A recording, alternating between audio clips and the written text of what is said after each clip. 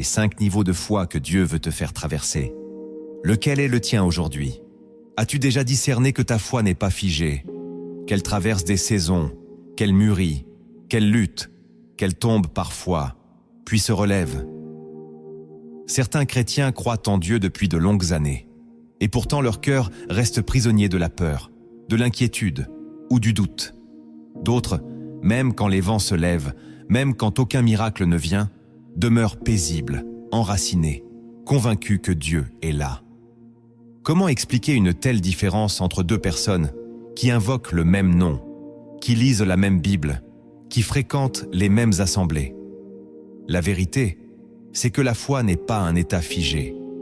Elle évolue, elle se forge, elle se purifie. La foi est une marche, pas une possession. Elle commence fragile, comme une graine, puis elle grandit, elle se bat contre le doute, elle apprend à écouter, elle se forge dans le feu et finit par voir l'invisible. Dans l'Écriture, Dieu ne cherche pas une foi parfaite, mais une foi vivante, une foi qui bouge, une foi qui obéit, une foi qui entend. Et pour t'emmener plus loin, il t'appelle à monter niveau après niveau, jusqu'à l'accomplissement. Aujourd'hui, pose-toi cette question en vérité. À quel niveau se trouve ta foi?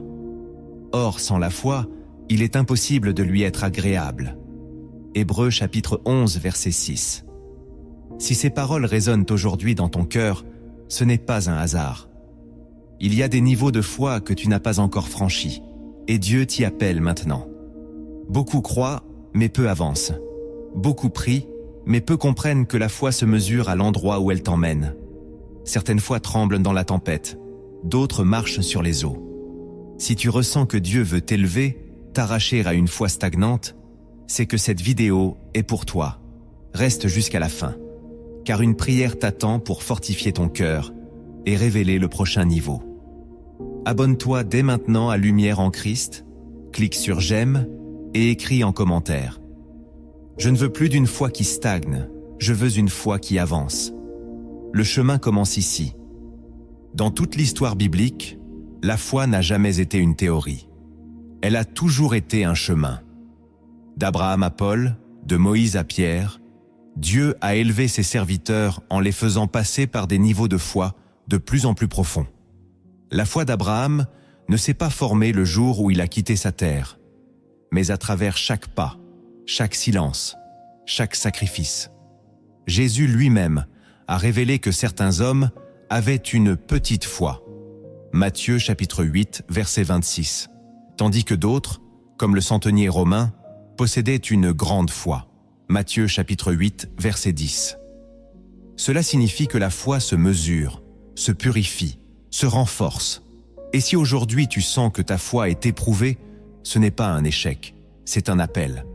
Un appel à monter plus haut, à ne plus rester au seuil de la foi, mais à en vivre la profondeur réelle. Car Dieu t'attend au sommet. Avant de t'emmener plus loin, prends un instant pour sonder ton cœur.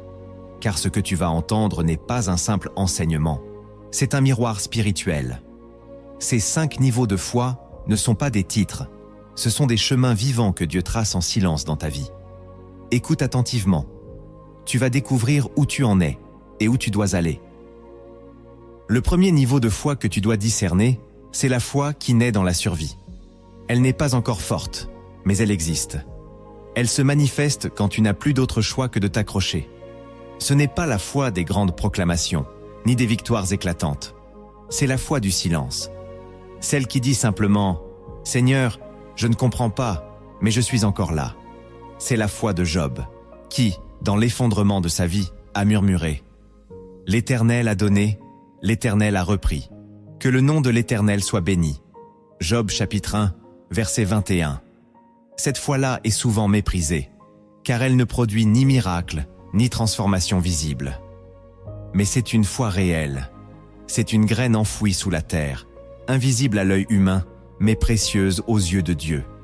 Elle pleure, elle doute, elle chancelle parfois, mais elle ne rompt pas. Elle reste. Et cela suffit, car Dieu ne méprise pas les commencements faibles. Il ne rejette pas la mèche qui fume encore. Il honore celui qui, au lieu de fuir, décide de rester même quand le ciel semble fermé. Peut-être que tu es dans cette saison. Tu n'as pas encore vu de percée. Tu n'as pas encore goûté à la paix. Tu es debout, mais vidé. Présent, mais épuisé. Et pourtant, c'est là que commence le vrai combat de la foi. Ce niveau ne demande pas une grande compréhension. Il demande simplement la persévérance. Rester quand les autres partent. Croire quand rien ne change. Chanter, même sans voix. Dans ce premier niveau, Dieu ne te demande pas encore d'agir puissamment. Il te demande juste de ne pas lâcher sa main. Et si tu tiens, même en tremblant, tu seras comme un arbre planté près d'un ruisseau. Un jour, sans que tu saches comment, cette foi qui survit deviendra une foi qui porte. Mais pour l'instant, Dieu regarde ton cœur. Il voit ce que les autres ignorent. Il entend tes soupirs comme des prières. Et il te dit, « Tiens bon, je suis avec toi, même dans le noir. » Le deuxième niveau de foi que Dieu veut réveiller en toi, c'est la foi qui ose demander. Elle naît lorsque tu comprends que Dieu n'est pas seulement un refuge dans l'épreuve, mais un Père qui entend. Ce n'est plus la foi qui se tait dans la douleur, c'est la foi qui parle, qui crie, qui ose interrompre le silence du ciel. Cette foi vit dans l'histoire de Bartimée, l'aveugle assis au bord du chemin. Il n'avait ni position, ni popularité, mais il avait cette audace pure qui dit « Jésus, fils de David, aie pitié de moi ». Marc chapitre 10, verset 47. Même quand on lui demandait de se taire, il criait encore plus fort. Cette foi-là ne demande pas par mérite, mais par confiance. Elle sait qu'elle n'a rien à offrir, mais elle croit que le cœur du Père est plein de bonté. C'est un tournant spirituel, parce qu'à ce stade, tu cesses de subir et tu commences à chercher. Tu sors du silence de la résignation pour entrer dans le dialogue de la foi. Tu ne pries plus seulement pour survivre, tu pries pour avancer. Tu demandes, tu frappes, tu cherches, parce que tu crois que Dieu répond. Pas toujours comme tu veux, mais toujours avec sagesse. Beaucoup de croyants restent toute leur vie dans une foi muette, pensant que c'est de l'humilité. Mais Jésus a dit, « Demandez, et l'on vous donnera. Cherchez, et vous trouverez. Frappez, et l'on vous ouvrira. » Matthieu chapitre 7, verset 7. Demander n'est pas un manque de foi, c'est la preuve qu'elle commence à respirer. Et si tu te reconnais ici, sache-le, Dieu aime quand ses enfants osent s'approcher. Il ne repousse pas celui qui appelle. Il honore celui qui s'attend à lui. C'est dans ce niveau que naissent les premières percées. Ce ne sont pas encore des montagnes déplacées, mais des cieux qui s'ouvrent. Et Dieu se révèle à celui qui ose lui parler. Si tu es là, continue de demander. Ne baisse pas les bras. Même si la réponse tarde, continue. Car ton cri est entendu. Et dans les cieux, une réponse se prépare. Le troisième niveau de foi que tu dois atteindre, c'est la foi qui obéit sans comprendre. Elle va plus loin que la demande, elle entre dans le domaine du sacrifice. C'est la foi d'Abraham, quand Dieu lui dit « Va-t'en de ton pays, de ta patrie, et de la maison de ton père, vers le pays que je te montrerai. » Genèse chapitre 12, verset 1. Abraham ne reçoit ni carte, ni calendrier, ni certitude humaine. Il reçoit une parole, et cela lui suffit. À ce stade, la foi ne cherche plus à tout comprendre. Elle obéit parce qu'elle connaît la voix de celui qui parle. Cette foi ne dépend plus des sensations. Elle se nourrit de convictions. Elle sait que Dieu est fidèle, même quand le chemin est obscur.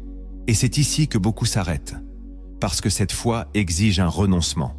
Elle t'arrache à tes repères, à ta logique, à ton confort. Elle ne demande pas ton avis, elle attend ta réponse. Cette obéissance est souvent douloureuse, parce qu'elle va à l'encontre de ton raisonnement. Elle te fait quitter ce que tu maîtrises, pour entrer dans ce que Dieu dirige. Mais dans ce niveau, ta relation avec Dieu devient réelle. Tu ne l'aimes plus seulement pour ce qu'il donne, mais pour ce qu'il est. Tu ne le suis plus parce qu'il te rassure, mais parce qu'il est Seigneur. Cette foi-là change ton langage. Tu dis moins « pourquoi » et plus « oui, Seigneur ». Tu ne calcules plus les risques, tu discernes l'appel. Et quand tu agis, même dans l'inconnu, tu découvres une chose puissante. Dieu honore toujours l'obéissance. Même si tu ne vois pas encore les fruits, le ciel commence à bouger. C'est la foi des bâtisseurs d'arches, des marcheurs sur les eaux, des semeurs dans la sécheresse. Elle te transforme intérieurement. Elle t'enracine dans la volonté divine. Et plus tu avances, plus tu comprends que tu n'as pas besoin de tout voir pour croire. Il suffit de savoir qui t'a parlé. Si Dieu t'appelle à quelque chose aujourd'hui, ne résiste pas. Obéis, même sans comprendre. Car derrière ton obéissance se cache une promesse. Et derrière cette promesse, un Dieu fidèle jusqu'au bout. Le 4e niveau de foi que Dieu veut établir en toi, c'est la foi qui reste fidèle dans le feu. Cette foi ne fuit pas l'épreuve. Elle y tient bon. Ce n'est plus seulement la foi qui obéit, c'est la foi qui endure. Elle se manifeste quand tout s'écroule, quand Dieu semble silencieux, quand les prières n'ont pas encore trouvé d'écho. C'est la foi des 3 jeunes Hébreux face au roi de Babylone. Menacés de mort pour avoir refusé d'adorer une idole, ils répondent « Voici, notre Dieu peut nous délivrer. Mais même s'il ne le fait pas, nous ne servirons pas tes dieux. » Daniel chapitre 3, versets 17 et 18. Cette foi n'est pas aveugle. Elle est consciente du danger. Mais elle choisit Dieu, même sans garantie de miracle. C'est un niveau rare, parce qu'ici, tu ne marches plus par espérance de résultat. Tu marches par alliance. Tu restes debout, même si tu saignes. Tu continues de croire, même quand le ciel est fermé. Tu n'as plus besoin de preuves. Tu avances par fidélité. Et dans ce niveau, ta foi devient témoignage. Car les gens voient que tu n'as pas plié, que tu es resté pur dans la fournaise, que tu n'as pas vendu ton cœur à la facilité. Et ce feu qui devait te consumer devient l'endroit de la visitation divine. Car Jésus marche avec ceux qui restent fidèles dans la douleur. Dans cette fournaise, les chaînes tombent, les illusions fondent, l'identité spirituelle se révèle. Tu deviens plus libre dans l'épreuve qu'en dehors. Et même si tu perds des choses, tu gagnes du ciel. Cette foi-là est incassable. Elle est comme l'or qui traverse la fournaise et en sort plus pur. Si tu vis une saison où tout brûle autour de toi, ne doute pas. Dieu est avec toi dans le feu. Ce que tu traverses n'est pas un oubli de Dieu. C'est une transformation. Et quand tu en sortiras, tu ne seras plus jamais le même. Car cette foi ne cherche plus à éviter la douleur. Elle cherche à glorifier Dieu à travers elle. Et le ciel tout entier regarde en silence. Quand un cœur décide de rester fidèle jusqu'au bout. Le 5e niveau de foi que Dieu désire réveiller en toi, c'est la foi qui voit l'invisible. C'est le sommet. Le lieu où ta foi n'est plus dépendante des circonstances, ni des réponses visibles, ni même des émotions spirituelles. C'est une foi enracinée dans la révélation de qui est Dieu, même quand tout autour semble le contredire. Cette foi habite en Moïse, quand il quitte l'Égypte, méprisant les richesses de Pharaon, comme voyant celui qui est invisible. Hébreux chapitre 11, verset 27.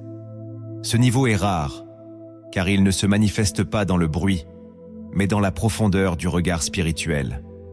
Tu ne vis plus par ce que tu ressens, tu vis par ce que tu sais dans l'esprit.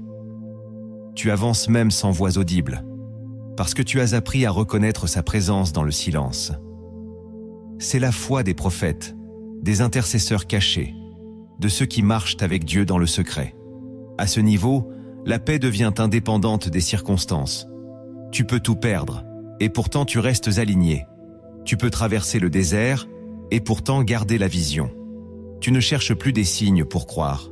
Tu crois, et les signes suivent. Ta foi n'attend plus d'être portée. Elle porte les autres. Elle ne doute plus à chaque tempête. Elle parle à la tempête. Et même quand personne ne comprend ton chemin, tu continues, car tu as vu ce que les autres n'ont pas vu. Dieu devient ta seule boussole. Tu marches comme Enoch, tu construis comme Noé, tu résistes comme Élie. Et tu deviens un témoin vivant de ce que signifie marcher par l'esprit, et non par la vue. Si tu te reconnais dans cette foi, ne t'étonne pas d'être souvent incompris. Cette foi isole, mais elle glorifie Dieu comme jamais. Et si tu n'es pas encore là, ne te décourage pas. Dieu t'y appelle. Il te forme pour cela. Car ce 5e niveau ne s'apprend pas. Il se reçoit dans la présence. Et si tu es resté jusqu'ici dans cette vidéo, c'est peut-être parce que Dieu te prépare déjà à y entrer. Alors écris en commentaire Je veux une foi qui voit l'invisible, même quand mes yeux ne voient rien. Tu viens de traverser les 5 niveaux visibles de la foi, mais il existe encore une profondeur que peu osent explorer. Ce sont les vérités cachées, celles que l'on ne découvre pas dans les discours, mais dans l'intimité avec Dieu. Prépare ton cœur, car ce qui suit ne t'informera pas seulement. Cela pourrait bien te réveiller spirituellement. La première vérité cachée que tu dois comprendre, c'est que la foi ne grandit pas dans l'abondance, mais dans le manque. Ce que tu appelles « silence de Dieu » est parfois l'atelier secret de ta foi. Tant que tout te réussit, que les prières trouvent des réponses immédiates, que les portes s'ouvrent sans effort, ta foi flotte dans le confort. Mais ce n'est pas là qu'elle se renforce. C'est dans l'absence, dans l'attente, dans le vide apparent que Dieu creuse les racines. Regarde le peuple d'Israël. Dieu ne les a pas formés en Égypte, où ils mangeaient malgré la souffrance. Il les a formés dans le désert, là où la manne descendait un jour après l'autre, sans surplus, sans réserve. Pourquoi? Parce que la foi ne devient mature que lorsqu'elle dépend. Dépendance quotidienne, dépendance totale. Tant que tu peux te débrouiller sans Dieu, tu n'as pas encore goûté à cette foi-là.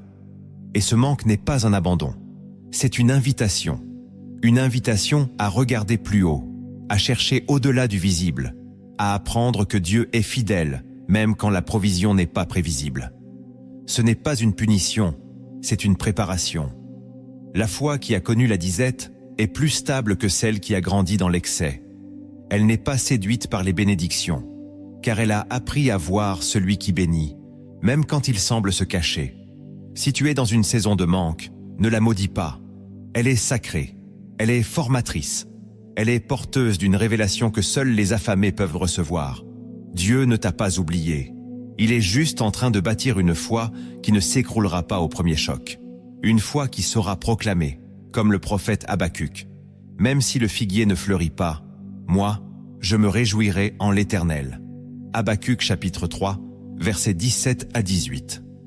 C'est cette foi que Dieu veut pour toi. Et elle naît dans le manque.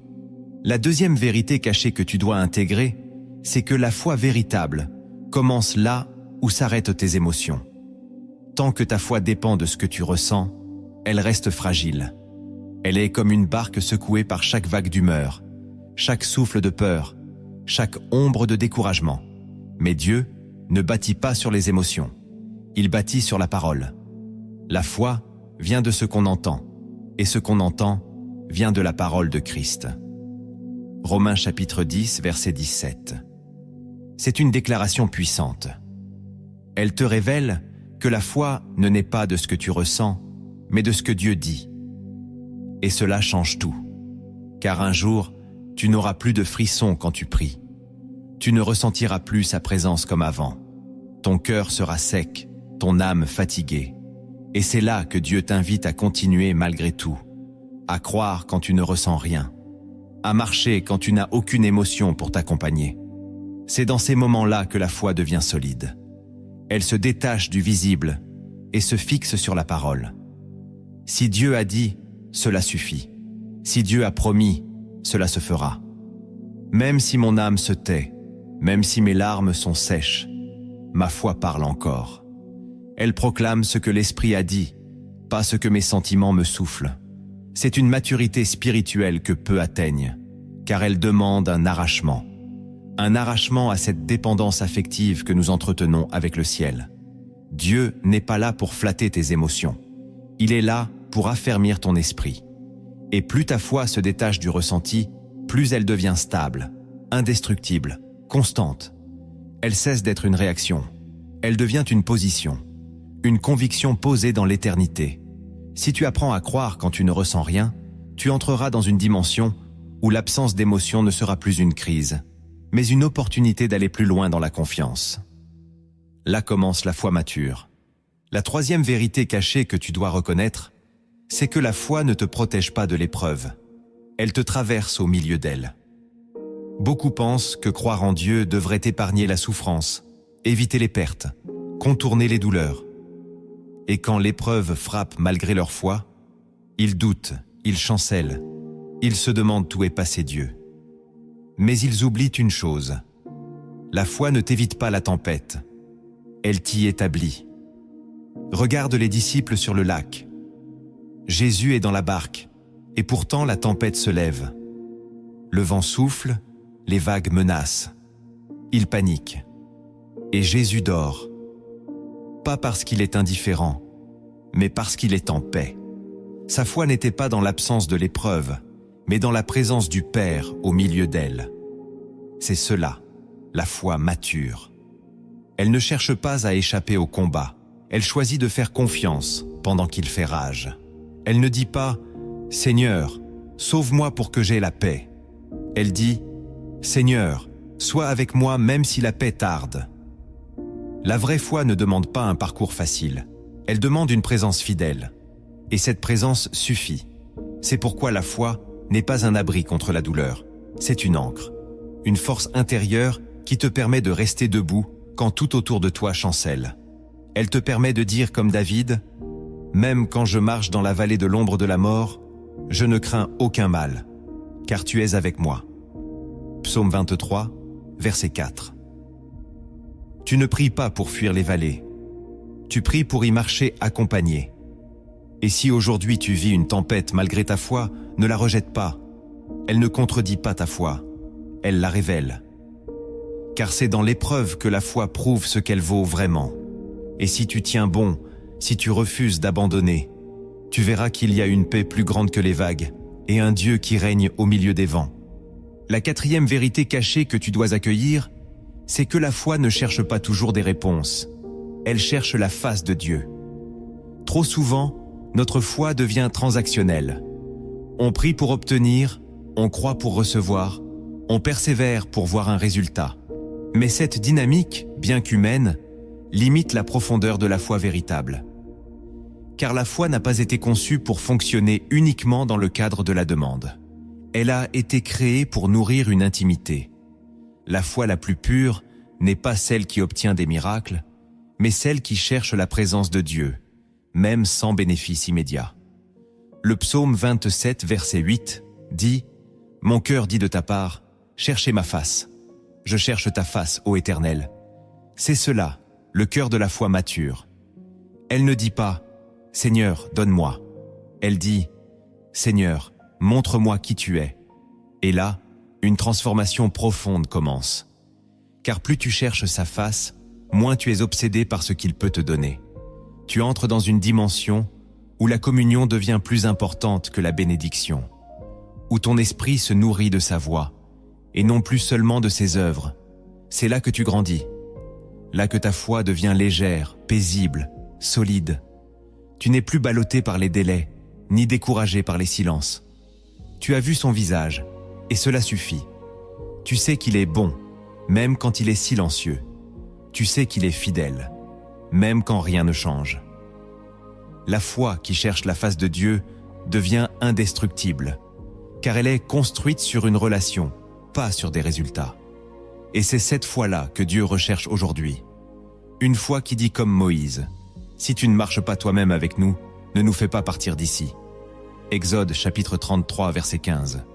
Autrement dit, « Je ne veux pas aller plus loin sans toi, car toi seul est ma promesse. » La cinquième vérité cachée que tu dois comprendre, c'est que la foi ne cherche pas l'approbation des hommes. Elle attend la validation de Dieu. Une des plus grandes épreuves de la foi, c'est le regard des autres. Quand tu décides de marcher par la foi, tu deviens incompris. Certains te prendront pour un rêveur, d'autres pour un orgueilleux, d'autres encore pour un fanatique. Pourquoi ? Parce que la foi t'emmène là où les raisonnements s'arrêtent. Elle te fait bâtir quand il n'y a encore rien. Elle te fait proclamer des choses que personne ne voit. Elle te pousse à t'attacher à des promesses invisibles. Et cela dérange. Même dans les cercles croyants, la foi radicale suscite souvent le scepticisme. Noé a construit une arche sous un ciel bleu. Abraham a changé de pays sans destination précise. Marie a accepté une grossesse divine avant d'être mariée. Toutes ces personnes ont accepté d'être jugées, critiquées, rejetées, pour obéir à la voix du ciel. C'est cela, la foi. Elle ne demande pas la permission aux hommes. Elle avance, même seule, parce qu'elle a entendu Dieu. Et toi ? Es-tu prêt à porter l'inconfort de la foi? À continuer d'obéir même quand personne ne te comprend? À proclamer ce que Dieu t'a dit, même si tout le monde te regarde comme un insensé? La foi ne se nourrit pas d'applaudissements. Elle se nourrit de la parole reçue dans le secret, et elle continue tant que cette parole n'a pas été accomplie. Si tu cherches à plaire à tout le monde, tu n'irais jamais jusqu'au bout avec Dieu. C'est pourquoi aujourd'hui, tu dois faire ce choix intérieur. Continuer de croire, même si on t'abandonne. Continuer de marcher, même si on t'accuse. Car le regard de Dieu suffit. Et son bienfait, bon et fidèle serviteur, aura toujours plus de poids que 1000 likes ou 1000 validations humaines. Alors écris en commentaire. Je choisis de plaire à Dieu, même si cela me coûte l'approbation du monde. La 6e vérité cachée que tu dois méditer, c'est que la foi ne fonctionne pas à ton rythme, mais à celui de Dieu. Et ce décalage est souvent douloureux. Nous vivons dans une génération qui veut tout de suite. Une prière aujourd'hui, une réponse demain. Mais le royaume de Dieu ne suit pas le calendrier de nos urgences. Il suit le temps parfait de sa volonté. Abraham a attendu 25 ans. Joseph a vu ses rêves trahis, enterrés, oubliés avant de les voir se réaliser. David a été oint roi bien avant de s'asseoir sur le trône. Ce n'est pas un hasard, c'est un principe. Dieu forme ta foi dans l'attente. Il la purifie, il l'étire, il la teste. Il veut que tu sois capable d'attendre sans murmurer, de patienter sans te détourner, de croire sans manipuler. Car la foi mature ne force pas les choses. Elle ne précipite pas les saisons. Elle attend, mais elle attend debout. Elle attend dans la louange, elle attend dans la fidélité. Et cette foi-là attire le regard du ciel. Elle dit à Dieu, « Même si tu tardes, je sais que tu viendras. Et même si je ne vois rien encore, je refuse d'abandonner. » Cette posture touche le cœur de Dieu. Elle le glorifie plus que n'importe quelle démonstration. Alors aujourd'hui, si tu vis une attente douloureuse, ne l'écourte pas par la peur. Ne la remplis pas de doutes ou de plaintes. Laisse Dieu terminer ce qu'il a commencé, car son temps est le bon. Et ce qu'il prépare dans le silence est toujours plus grand que ce que tu imaginais. Et si ce message t'éclaire, si tu connais quelqu'un qui traverse cette même attente, alors partage cette vidéo. Ce n'est pas juste un contenu, c'est une semence de foi pour quelqu'un qui en a besoin. Ne la garde pas pour toi. Sois un canal. Que cette parole coule vers ceux qui sont sur le point de lâcher. Car ta foi pourrait bien réveiller la leur. La 7e vérité cachée que tu dois saisir, c'est que la foi ne fuit pas les contradictions. Elle les embrasse pour mieux révéler la gloire de Dieu. Il y a des moments où tout dans ta vie semble aller à l'encontre de ce que Dieu t'a promis. Tu as reçu une parole de restauration et ta maison s'effondre. Tu as proclamé une guérison et la douleur s'intensifie. Tu as cru à une percée et c'est la fermeture qui arrive. Ce genre de contradiction brise beaucoup de croyants. Ils pensent que la promesse était fausse ou qu'ils ont mal entendu. Mais la réalité spirituelle est autre. Dieu teste souvent la foi au travers de ce qui semble la contredire. C'est un principe du royaume. Dieu promet un fils à Abraham, puis lui demande de le sacrifier. Il oint David comme roi, puis le laisse fuir dans les cavernes. Il envoie Jésus comme Messie, puis le laisse mourir sur une croix. Pourquoi ? Parce que la foi n'a pas pour but d'aligner les événements à ton idée, mais de t'aligner à la logique céleste. Ce que tu vis comme contradiction est parfois le berceau d'un miracle, car Dieu ne ment jamais. Ce qu'il dit s'accomplit, même si le chemin passe par le contraire. La foi apprend à tenir debout dans ce paradoxe. Elle ne renonce pas à la promesse sous prétexte que la douleur est présente. Elle regarde plus loin, elle reste ferme. Elle dit « Je ne comprends pas ce que je vis, mais je crois ce que j'ai reçu. » Et c'est cette attitude qui ouvre les cieux. Car Dieu cherche des hommes et des femmes capables de lui faire confiance au milieu du chaos. C'est là que sa gloire éclate, dans le feu, dans les larmes, dans les oppositions. Et si tu vis une contradiction flagrante aujourd'hui, ne la fuis pas. Traverse-la avec foi. Dis-lui, tu ne détruiras pas ce que Dieu a semé en moi. Car plus grande est la contradiction, plus éclatante sera la gloire révélée. C'est la marque des appelés. La 8e vérité cachée que tu dois méditer, c'est que la foi n'attend pas que les conditions soient parfaites pour agir. Elle obéit quand Dieu parle, pas quand tout semble logique. Trop souvent, nous restons paralysés parce que les circonstances ne sont pas alignées à ce que nous espérions. Je ne bouge pas tant que je n'ai pas l'argent. Je ne commence pas tant que je ne me sens pas prêt. Je n'ose pas tant que les autres n'approuvent pas. Mais Dieu ne fonctionne pas ainsi. Il ne t'appelle pas à agir quand c'est facile. Il t'appelle à marcher quand c'est lui qui parle. Regarde Pierre. Il marche sur l'eau, non pas parce que les vagues se sont calmées, mais parce que Jésus a dit « Viens ». Matthieu chapitre 14, verset 29. La foi véritable ne consulte pas la météo, elle obéit à la voix.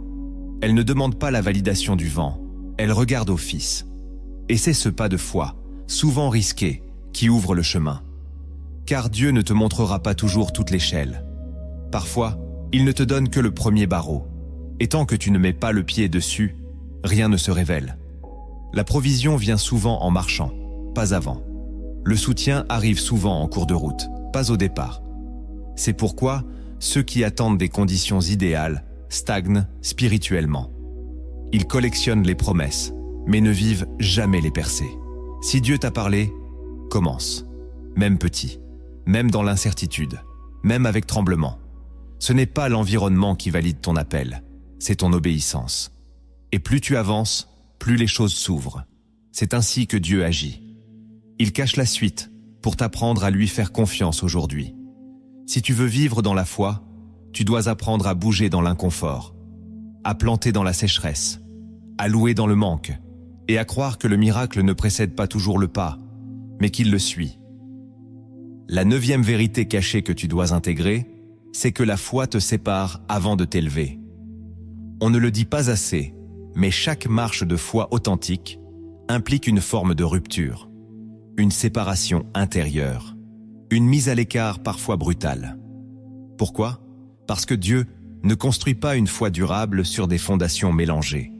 Il t'appelle à sortir de certains environnements, de certaines fréquentations, de certaines habitudes, pour t'amener dans un lieu nouveau où il pourra agir pleinement. Regarde Abraham. Va-t'en de ton pays, de ta patrie et de la maison de ton père. Genèse chapitre 12, verset 1. Avant la promesse, il y a eu un départ. Avant la bénédiction, il y a eu une séparation. Dieu ne voulait pas simplement qu'Abraham bouge géographiquement. Il voulait qu'il rompe avec tout ce qui pouvait polluer son obéissance. C'est ce que Dieu fait avec toi quand il t'appelle plus haut. Il commence par détacher. Il arrache doucement les attaches du confort, du regard des hommes, des routines anciennes. Et ce processus peut faire mal. Tu perds des amitiés. Tu ne te sens plus compris. Tu entres dans une solitude étrange. Mais ce n'est pas une punition.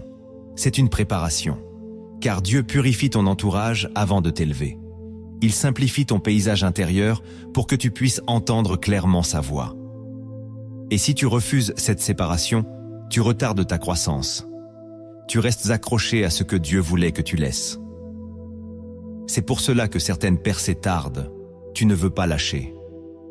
Tu crois, mais tu t'accroches encore. Tu espères, mais tu refuses de perdre. La foi t'oblige à faire des choix.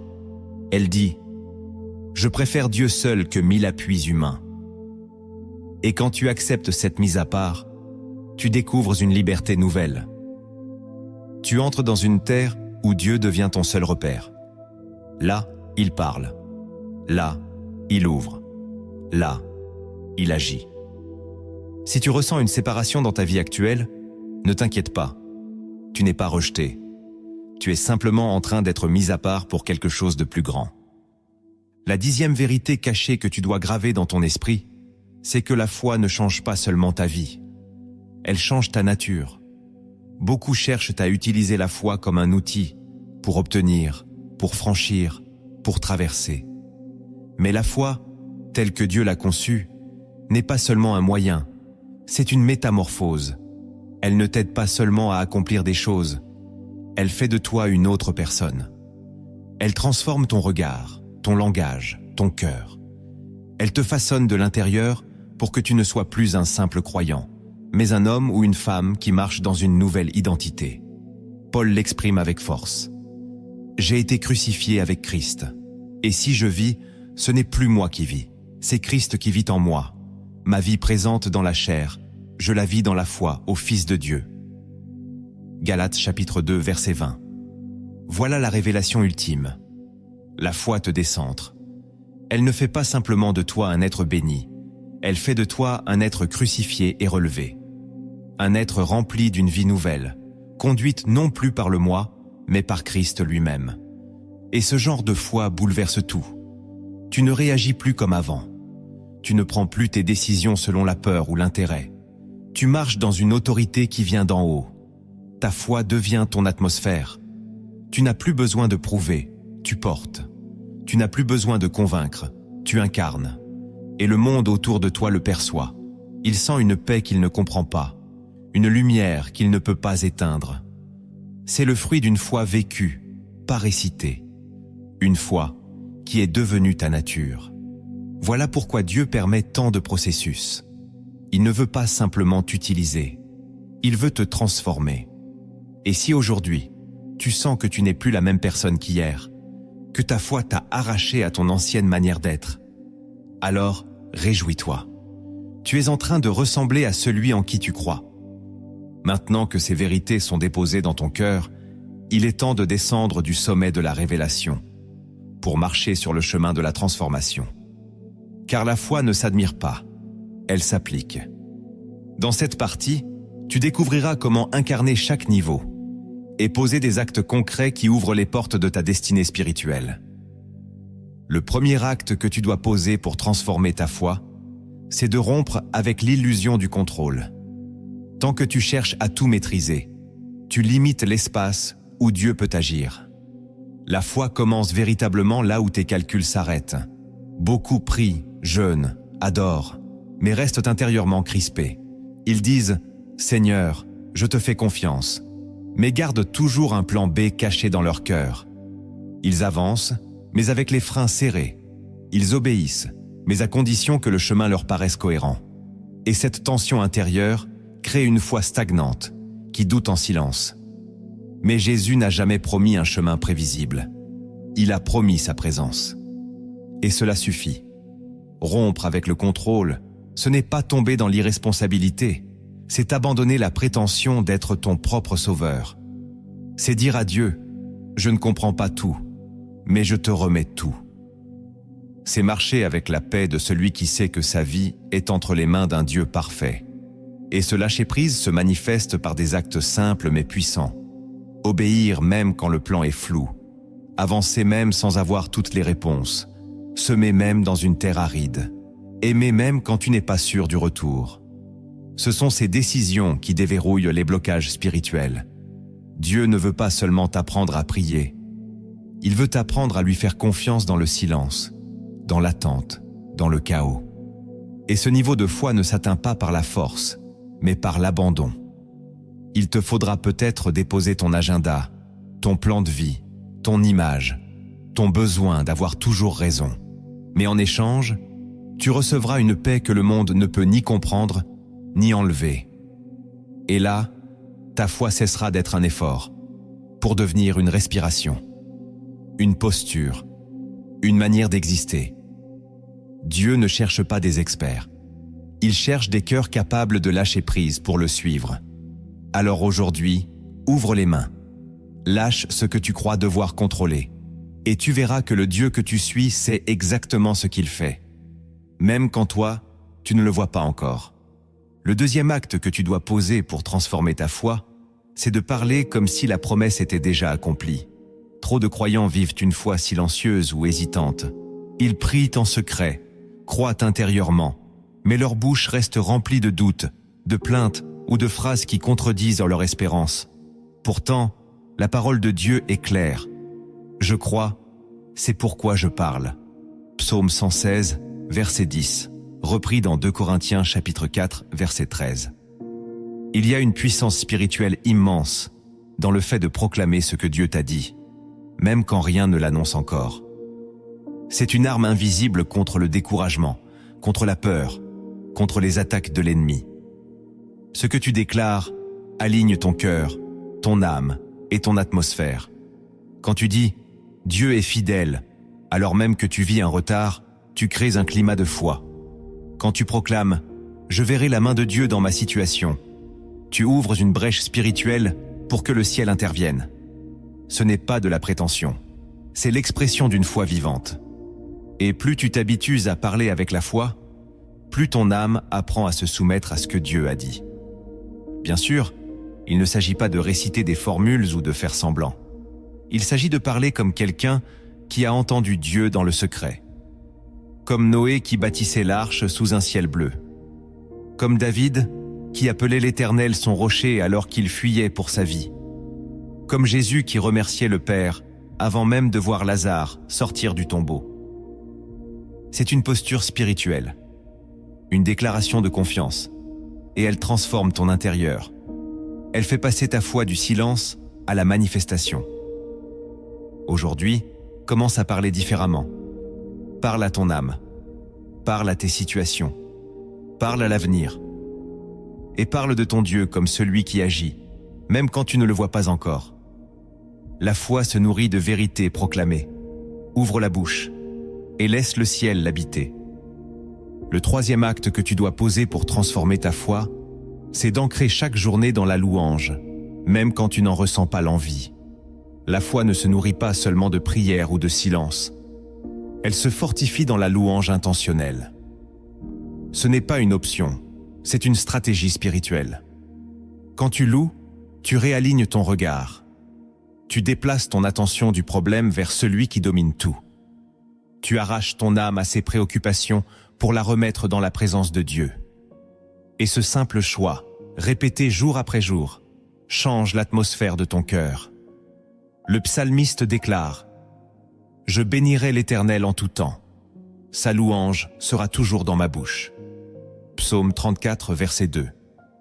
Il ne dit pas « quand je vais bien », il dit « en tout temps », parce qu'il a compris une vérité. La louange n'est pas une réaction, c'est une arme. Elle crée un espace où la foi respire, où la peur se tait, où l'espérance renaît. Louer, c'est dire à Dieu « Tu es digne, même si je ne comprends rien. Tu es grand, même si je me sens petit. Tu règnes, même si je suis brisé. » Cette déclaration renverse les dominations invisibles. Elle brise les chaînes de l'accusation, du découragement, de la passivité spirituelle. Et surtout, elle rappelle à ton âme que Dieu n'a pas changé, même si tout autour est instable. Tu n'as pas besoin d'attendre un miracle pour louer. Loue avant, loue pendant, loue après. Car la louange fait trembler les fondations des prisons spirituelles. Elle a ouvert les portes de la cellule de Paul et Silas. Elle a fait tomber les murailles de Jéricho. Elle libère toujours quelque chose, à l'intérieur ou à l'extérieur. Alors aujourd'hui, choisis de faire de la louange une habitude. Chante quand tu es seul. Loue en murmurant, même fatigué. Proclame sa bonté, même dans la tempête. Ne laisse pas ton silence devenir un refuge du doute. Remplis-le de reconnaissance, même imparfaite. Car là où la louange monte avec foi, Dieu descend avec puissance, et ta foi ne restera jamais la même. Le quatrième acte que tu dois poser pour transformer ta foi, c'est de répondre aux épreuves par l'espérance et non par la peur. Chaque fois que tu es confronté à une opposition, à une perte, à une injustice ou à un silence prolongé, deux réactions s'offrent à toi. Soit tu te replies dans la peur, soit tu choisis de lever les yeux et d'espérer malgré tout. La foi véritable ne nie pas l'épreuve. Elle y répond par un regard tourné vers l'avenir promis. Paul écrivait aux Romains « Nous nous glorifions même des afflictions, sachant que l'affliction produit la persévérance la victoire dans l'épreuve, et la victoire dans l'épreuve, l'espérance. » Romains chapitre 5, versets 3 à 4. L'épreuve n'est donc pas une impasse, elle est un processus. Et ce que tu vis aujourd'hui n'a pas pour but de t'anéantir, mais de produire en toi une espérance solide, qui ne dépend plus des résultats visibles. Cette espérance devient une ancre, une force intérieure qui tient ton âme dans la paix alors que tout vacille. Et pour qu'elle naisse, il faut que tu refuses de répondre aux coups de la vie par la panique. Refuse de céder à la panique quand tu reçois une mauvaise nouvelle. Refuse de sombrer dans le découragement quand les choses se compliquent. Respire, prie et proclame. Ce que je vis n'est pas la fin de l'histoire. Mon Dieu écrit encore. Cette attitude change tout. Elle ferme la porte aux attaques de l'ennemi. Elle garde ton cœur au lieu de le durcir. Elle honore Dieu, même dans le chaos. Et cette réponse déclenche quelque chose dans le ciel. Car le Père reconnaît celui qui choisit de rester tourné vers lui, même quand la douleur est réelle. Tu n'as pas besoin d'avoir toutes les réponses. Tu dois simplement faire le choix. Je ne répondrai pas par la peur, mais par l'espérance. Et tu verras que cette posture ouvre des portes que la panique aurait gardées fermées. Car Dieu agit toujours là où l'espérance respire. Le 5e acte que tu dois poser pour transformer ta foi, c'est de semer même quand tu te sens vide. Trop souvent, on attend d'être dans l'abondance pour bénir, d'être fort pour encourager, d'être inspiré pour servir. Mais la foi authentique agit dans la sécheresse. Elle ne cherche pas des conditions parfaites, elle obéit dans l'instant. Jésus a observé une veuve jeter 2 petites pièces dans le trésor du temple et a déclaré qu'elle avait donné plus que tous les autres. Luc chapitre 21, verset 3. Pourquoi ? Parce qu'elle a semé dans son manque. Elle n'a pas attendu d'avoir de trop. Elle a donné avec foi.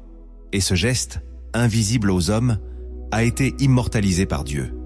Toi aussi, tu peux bénir quelqu'un même quand ton cœur est lourd. Tu peux encourager alors que tu attends toi-même une percée. Tu peux semer du pardon, de la gentillesse, de la foi, même quand tu sens que tu n'as plus rien à donner. Et c'est précisément là que le ciel agit. Car quand tu sèmes dans le vide, tu déclenches une moisson que seule la foi peut voir. La semence n'est pas seulement financière, c'est ton temps, ta prière, ta louange, ton écoute, ton pardon, ta fidélité dans les petites choses. Ne retiens pas ce que Dieu t'a donné sous prétexte que tu traverses un désert. Ce désert a besoin de ta foi pour fleurir. Ce que tu fais en silence, Dieu le voit. Ce que tu offres en tremblant, Dieu le reçoit. Et ce que tu sèmes dans les larmes, tu le récolteras dans la joie. Psaume 126, verset 5. Aujourd'hui, décide de semer là où la peur voulait que tu retiennes.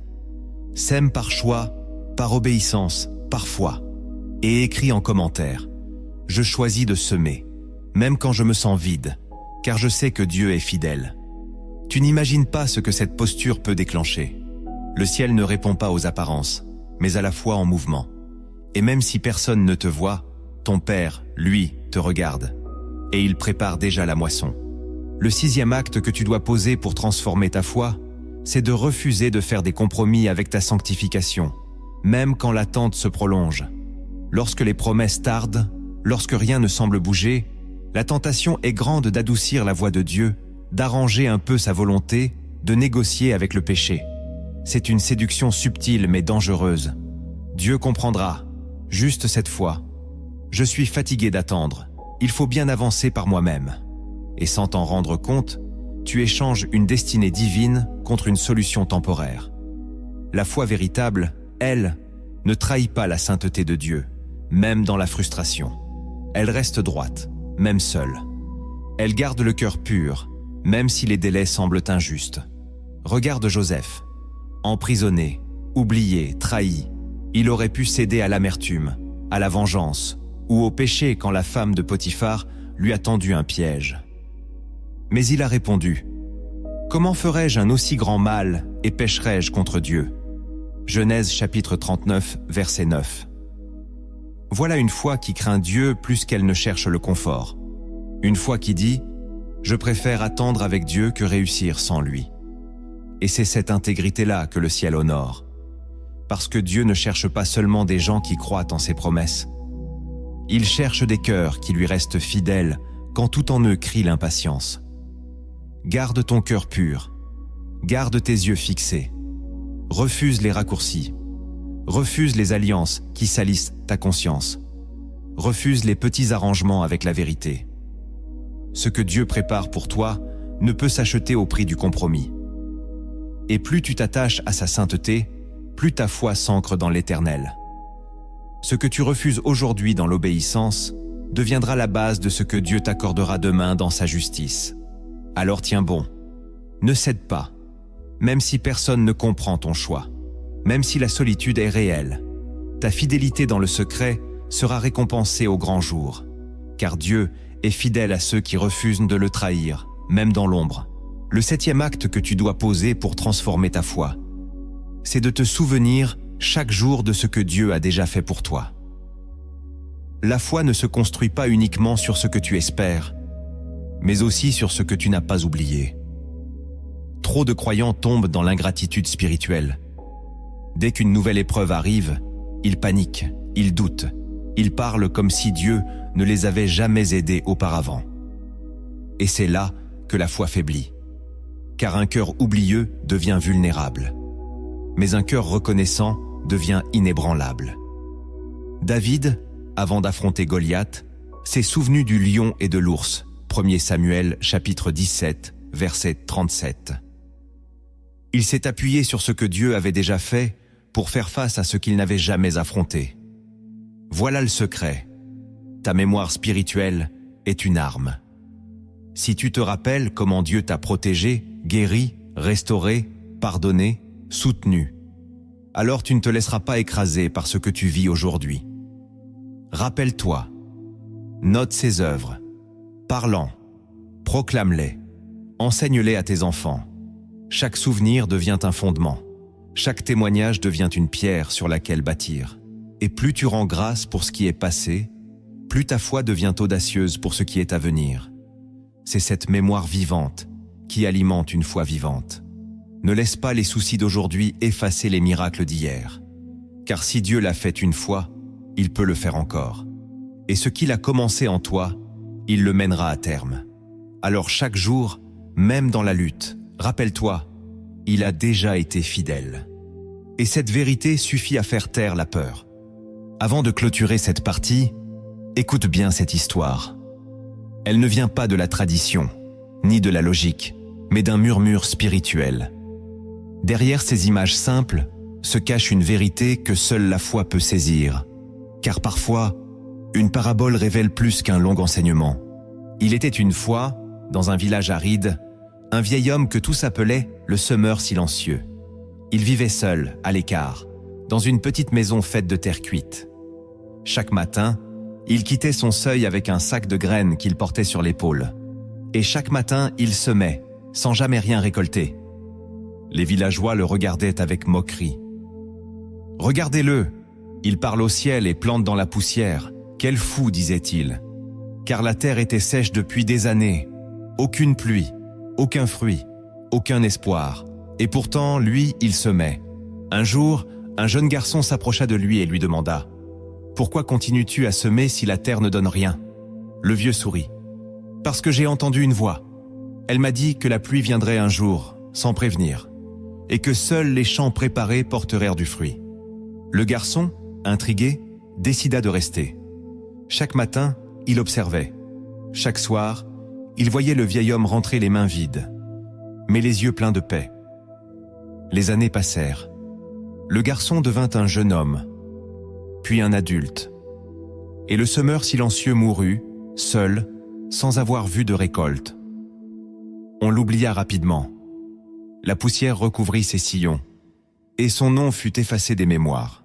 Jusqu'à ce matin-là, un grondement sourd traversa le ciel.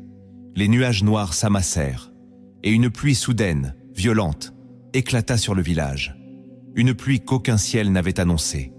Une pluie longue, persistante. Une pluie qui réveilla la terre. Quelques semaines plus tard, un miracle se produisit. Sur la colline abandonnée du vieil homme, la terre se mit à fleurir. Des tiges jaillirent, des fruits apparurent. Là où les autres n'avaient de rien semé, la vie surgit. Là où on avait ri, Dieu répondit. Le jeune homme, désormais âgé, monta sur la colline, les larmes aux yeux. Il murmura « Il avait raison. La foi, c'est semer quand tout le monde regarde ailleurs. C'est croire quand tout semble mort. C'est obéir à une voix, même si on ne voit jamais l'accomplissement. » Et le village comprit alors que ce fou silencieux avait été le plus sage d'entre eux. car il avait semé pour une saison qu'il ne verrait jamais, mais que Dieu avait promise. Cette parabole est l'image de ta foi. Le semeur silencieux, c'est l'homme ou la femme qui continue d'obéir à Dieu, même quand rien ne change. Il ne sème pas parce qu'il voit, il sème parce qu'il a entendu. Et toi aussi, Dieu t'a parlé. Il t'a donné une promesse, une direction, un appel. Mais tout autour de toi semble sec, stérile, figé. Et pourtant, Dieu veut que tu continues de semer.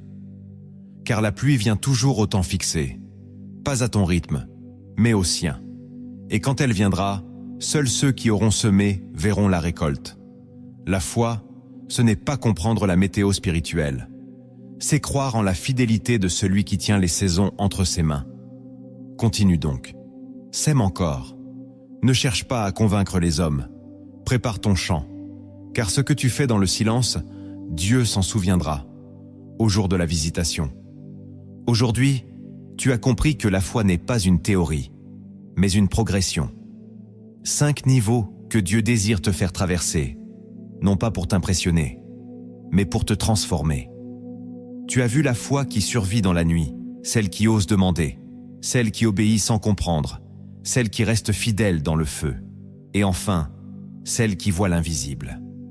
À chaque étape, Dieu te façonne. Il t'arrache à l'ancien pour te préparer au nouveau. Tu as aussi découvert 10 vérités cachées, profondes, exigeantes, mais libératrices, qui montrent que la foi est un combat intérieur avant d'être un fruit visible. Et dans la dernière partie, tu as reçu des actes concrets, des décisions à prendre, des changements à enclencher. Car sans action, la foi meurt. Sans transformation, elle stagne. Mais souviens-toi, tu n'es pas seul dans cette marche. Le Dieu que tu cherches t'accompagne. Il connaît chaque niveau, chaque étape, chaque faiblesse. Il ne t'accuse pas. Il t'élève. Et même si tu te sens au premier niveau, sache que l'essentiel, c'est de ne pas t'arrêter. La foi n'est pas un exploit, c'est une fidélité. Ce n'est pas une compétition, c'est une alliance. Alors, reprends courage. Continue d'avancer. Et si tu as encore du mal à y croire, alors écoute la prière qui suit. Laisse chaque mot réchauffer ton âme. Dieu est là, et il t'attend. Père éternel, je viens devant toi, sans masque, sans défense, sans performance. Juste moi et mon cœur.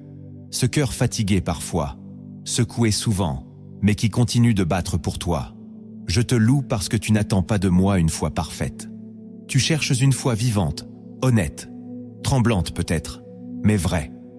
Alors aujourd'hui, Seigneur, je te dépose tout. Mes craintes, mes retards, mes doutes, mes silences. Je te donne cette partie de moi qui veut encore tout comprendre, tout maîtriser, tout sécuriser. Je te rends ce besoin de voir avant de croire. Apprends-moi à marcher, non par la vue, mais par ta voix. Je te bénis pour les nuits où j'ai tenu sans comprendre, pour les silences où tu semblais loin, mais où en réalité tu bâtissais ma foi en profondeur. Je te remercie pour chaque fois où, malgré le manque, tu as pourvu. Même si je n'ai pas toujours reconnu ta main, elle ne m'a jamais quitté. Seigneur, je te demande pardon pour toutes les fois où j'ai douté, où j'ai parlé contre tes promesses, où j'ai cru l'ennemi plus que ta parole. Pardon pour mes compromis, mes calculs, mes hésitations. Aujourd'hui, je veux revenir à une foi pure, simple, brûlante. Je ne veux plus croire seulement quand c'est facile. Je veux croire comme Abraham. Je veux obéir comme Noé. Je veux te suivre comme Élie. Je veux me taire comme Jésus devant Pilate, confiant que tu as le dernier mot. Éternel, purifie mon cœur de tout orgueil spirituel. Délivre-moi de cette foi tiède qui observe mais n'avance pas. Donne-moi le courage de te suivre, même quand personne ne m'accompagne. Fais-moi sortir des zones de confort. Arrache de moi tout ce qui m'empêche de te faire pleinement confiance. Je te rends grâce pour le feu qui purifie, pour les séparations qui sanctifient, pour les silences qui affermissent, pour les contradictions qui révèlent. Je choisis aujourd'hui de ne plus lutter contre ta méthode. Je te fais confiance. Même si je ne comprends rien, tu comprends tout. Seigneur, Je te prie pour une foi qui parle, une foi qui proclame, une foi qui agit.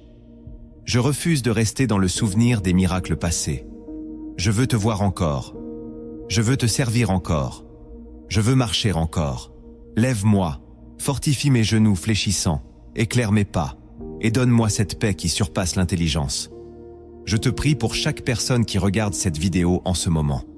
Tu vois leurs larmes secrètes, leurs combats invisibles, leurs peurs profondes. Touche-les maintenant. Remplis leur chambre de ta présence. Fais trembler les chaînes. Rallume le feu. Réveille l'espérance. Dépose en eux une foi inébranlable. Une foi qui voit au-delà de la douleur, au-delà du retard, au-delà du rejet. Père, je te prie pour ceux qui ont tout perdu. Montre-leur que tu es encore là. Pour ceux qui ont reculé, ramène-les avec tendresse. Pour ceux qui t'ont servi fidèlement sans résultat visible, honore-les au centuple. Pour ceux qui ont peur d'obéir, donne le courage. Pour ceux qui sont fatigués de croire, renouvelle-les comme l'aigle. Je te demande aussi une foi qui voit loin, une foi qui bâtit pour les générations futures, une foi qui prépare la moisson, une foi qui résiste au système du monde, une foi qui aime la vérité, une foi qui garde le silence quand il le faut, et qui parle quand tu dis « parle ». Que ma vie soit une offrande, que ma foi devienne un témoignage, que mon histoire inspire d'autres à te suivre. Et quand viendront les jours d'épreuve, rappelle-moi ce moment, ce feu, cette paix, cette décision intérieure. Oui Seigneur, je te fais confiance. Et si je tombe à nouveau, relève-moi encore. Tant que je respire, je croirai. Tant que mon cœur battra, je marcherai. Car tu es digne, tu es fidèle. Et rien, ni la mort, ni la vie, ni le présent, ni l'avenir, ne pourra me séparer de ton amour. Je déclare au nom de Jésus-Christ, ma foi vivra, ma foi grandira, ma foi te glorifiera. Amen. Si cette prière a touché ton âme, ne la garde pas pour toi. Tu peux bénir quelqu'un simplement en partageant cette vidéo. Tu peux devenir un semeur silencieux, comme dans la parabole. Abonne-toi à cette chaîne Lumière en Christ, active la cloche pour recevoir chaque nouvelle parole, et aime cette vidéo pour qu'elle continue de toucher les cœurs. Ce n'est pas un simple clic, c'est un acte de foi.